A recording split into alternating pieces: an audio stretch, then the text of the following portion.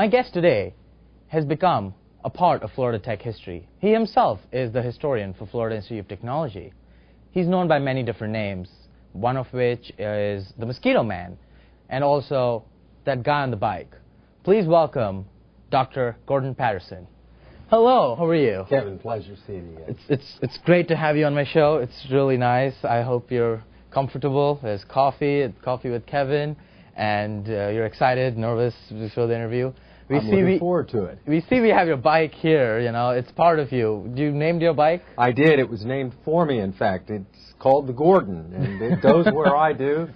I have a bell here. It used to be a Fisher-Price. You want to ring the bell? I think if I can reach it for you. A little sound.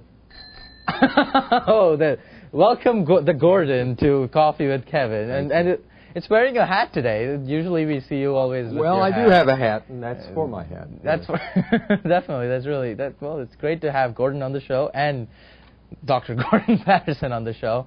So it's been a really interesting journey for you through your life. Let's find out a little bit about your childhood first. Let's talk about your school life, your childhood, and tell us, how your childhood was, where you grew up. Well, I grew up in the Midwest in the Missouri Ozarks. My father came back from the Second World War, and a relative had a dairy, and my dad thought he would start an ice cream business, Patterson's Delicious Ice Cream. Ooh. And that began what has been a lifelong affection for the frozen milk, which is an important part of my life. My dad ran cattle as well. We had about 169 large white Charolais cows, which were sold or the calves were sold in the fall. And I spent my time helping my dad, sometimes make ice cream, sometimes work on the farm. In fact, my academic career began on a December day. It was bitterly cold, and my father and I were putting in fence posts, and we had this fence post hole digger, and we were bringing them up and down, and our hands got so cold that we'd taken our gloves off and we banged them against our legs to get some feeling in them, and my dad stuck his hands in my face and said, "Gordon, I don't want you to have hands that look like this when you grow up." And he'd broken every one of his fingers at some point, and the message came to me, do well in school. And I told him I'm going to get out of here. Route 66 wasn't very far away, and one way went to Chicago and one way went to L.A., and I went to Chicago for my undergraduate degree at Northwestern and out to UCLA for my doctorate. And so that story had an effect on me. And just before my dad passed away, we were in the botanical garden, and this was about 10 years ago, and I said to him, "Dad, I don't know if you remember that day, but that was an epical moment in my life." And he looked at me and said, "Hell, Gordon, I broke them all playing softball." So my entire life has been based upon a false reading of a story. So as a historian, I try to get the reading of the stories a bit more correct. And so here I am, and that's how I got out of the Ozarks. As I said, I did my undergraduate work at Northwestern. I was a college debater. Then I went out to the West Coast with a short hiatus when I was drafted, and I was a conscientious objector for 2 years. And then I went to UCLA and then left the country to study and write my dissertation in Austria and Vienna, and ended up staying in Europe for 8 years and came back here in the 1980s.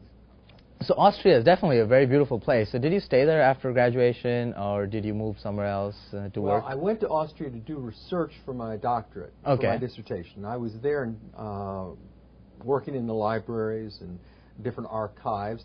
I wrote a dissertation about anti-Semitism between World War I and World War II. And you're certainly right, Austria, Vienna is a beautiful place, but the only difficulty is it's beautiful if you have money. And I was a poor graduate student who was living for a short time, for 3 weeks. I lived in a Studenten Wohnheim that actually was a Nazi World War II bunker, and I lived about 60 feet underground. And that got depressing after a while, so I eventually did find a flat and rented that.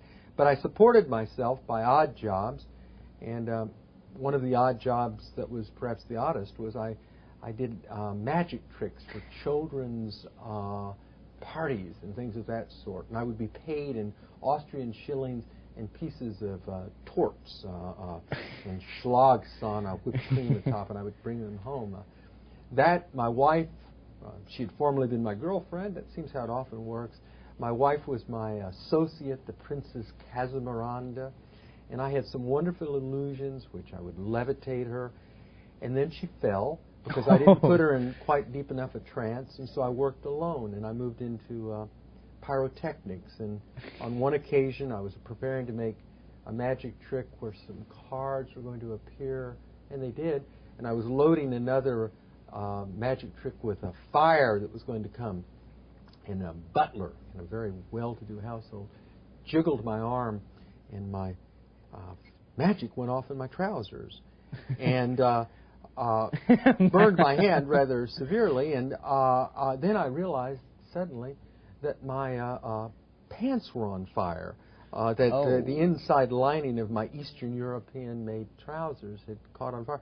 So I did what any person would do. I immediately took my pants off, and it burned a nasty hole in the middle of the thigh of my trousers. I went home, and 2 weeks later, I think it was, I did another show, and the show went fine, and afterwards, the father of this 12-year-old said to me, Herr Patterson, this is an interesting show, but we'd hoped you would do the true trick with the flaming trousers. And so I decided I'd retire from the magic world and enter into the truly magical world of being a professor. And so here I am now. Do you have any tricks on your sleeves today? The best one is I'll disappear when this is over and not haunt you in the rest I was hoping to see the magical pants one, like the dad there, but isn't this a G-rated show? I mean, this would shock and horrify. I don't know what the rating for the show is, however, but definitely. So we're gonna come back to what you were talking about with your wife, and she was part of your magic tricks. You levitated her, and well, she fell down. So tell us how you actually met your wife. Well, it's an interesting story. I met her in where people like me meet people. I met her in the library at Northwestern University. I had a carrel where I kept my material, and she was in another part of the library. And apparently, the first time we met, she tells me this, that she said hello, and I cut her. I don't recall hearing her say hello, but I'm certain she's correct. But I found a way to say hello later, and we became friends. And then one of my jobs when I was a conscientious objector was I worked for the Navajo Indians out on the reservation. And she was driving out to California, out to the Berkeley area to be a teacher. And she stopped in the Lukachukai Mountains at this Indian camp that I was living in, and said hello to me. And that I thought signified that she was interested, because where I was about 5 miles from the end of nowhere. And I took it as a positive thing. So when I was sent out to California, I made certain that we connected again, even though I was in Southern California and she was in Northern California. Oh, so how long have you been married to her? 35 odd years, and wow. From her perspective, they've been odd. From mine, they've been the most marvelous part of my life. That's wonderful. Congratulations for that. Definitely, it's really nice.